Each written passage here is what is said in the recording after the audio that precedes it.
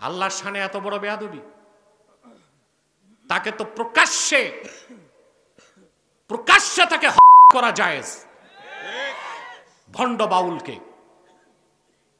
অথচ হুমকি দিচ্ছে নাস্তিকরা, বামরা আর কথিত ভণ্ড বুদ্ধিজীবী ফরহাদ মজহার, তাকে ছাড়তে হবে। ছাড়া তো যাবেই না, সরকারকে বলছি তাকে গ্রেফতার করেছে, এবার তার সর্বোচ্চ শাস্তি মৃত্যুদণ্ড কার্যকর করতে হবে।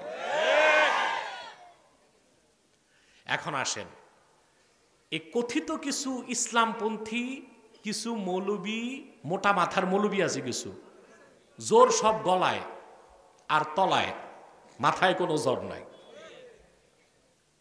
এরকম মৌলবী আছে যে চিনেন বাংলাদেশে।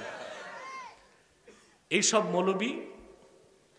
মৌলবী আর কথিত ইসলামপন্থীরাই ফরহাদ মজহারকে মাথায় তুলছে। আজকে ফরহাদকে ধরো না কেন? আমরা আমাদের চরিত্রকে ঠিক রেখেছি।